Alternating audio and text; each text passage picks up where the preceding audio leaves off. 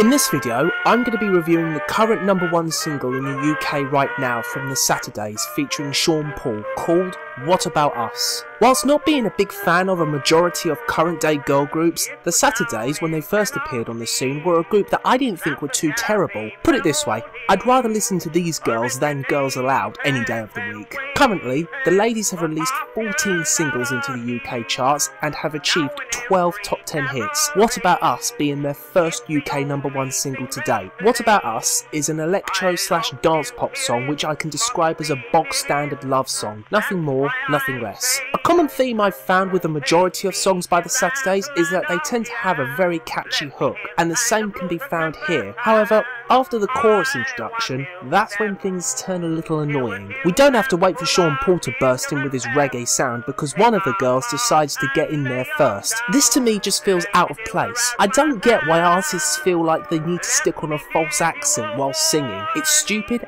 and annoying. By the way, I'm probably going to be using that word a lot in this review. Want to know what else is annoying? The overuse of sound effects smothered over the girls' vocals. Why? There's no need. The girls themselves are really good singers. Watch any of their Radio 1 Live Lounge performances to see what they're really capable of. The use of auto-tune here is completely unnecessary. But do you really want to know what the most unnecessary part of this song is? Sean Paul. His introduction takes this song from being an alright dance song to something even more, you guessed it, annoying. I personally don't understand why this song needed a collaborator on it, and Sean Paul doesn't add anything unique nor interesting on this song. It just goes from a song that up to this point was alright and had decent rhymes, but for me it becomes overshadowed by Sean Paul's poor attempt to make words sound like they rhyme in the first section of his piece. They improve slightly over time, but it doesn't change the fact that he is by far the weakest part of this track. And if that wasn't enough, he has to remind you that he had a role in this song by constantly yelling over the track at random intermissions. Some critics have said that his piece adds